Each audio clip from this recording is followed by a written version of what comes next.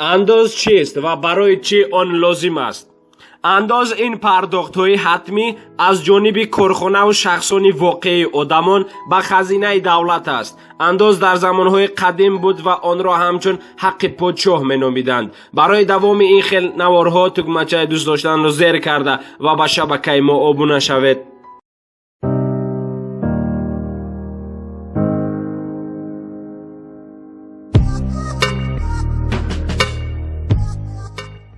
در زمان حاضر مبلغ‌هایی که به صفت انداز به دولت سپریده می شود آن برای قانع کردن طلبات‌های دولتی لازم است که جمله آنها برای نگاه داشتن امنیت کشور، برای یراق و اسلحه، معاش کارمندان مدافع کشور، کارمندان ساختار قدرتی از جمله میلیسا و کارمندان بدعه، ساختار نشانی، گمرک، انداز، امنیت و غیره، برای بلند برداشتن سطح دانش خلق، مسئله های معارف، برای مسئله های اداره کنی دولتی حکومت های ناحیه و شهرها، مسئله های تندرستی، پرداخت نفقه، جبران پولی و دیگر پاداش پولی ها.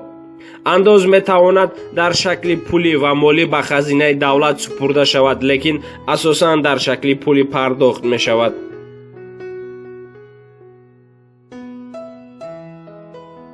در تاجیکستان از سال 2015 این جانب 10 نمود انداز هست. در حالت پرداخت نکردن انداز از طرف حکومت نسبت شخصان انداز بندی شونده جریمه، مصادره اموال و یا حبس پیش بینی می شود. برای جمع کردن انداز در تاجیکستان ساختار مخصوص دولتی سفربر کرده شده است که در آن زیاده از 1000 کارمند فعالیت کسبی می نماید.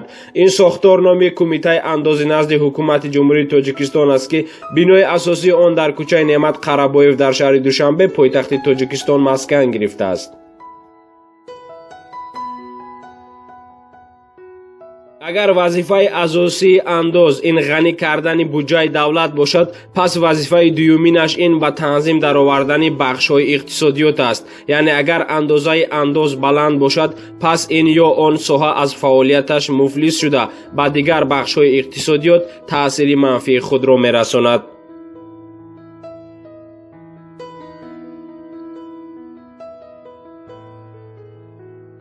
اینک باز رسیدیم به پایان یک نوار دیگر. تا نوارهای آینده شاد و پیروز باشید.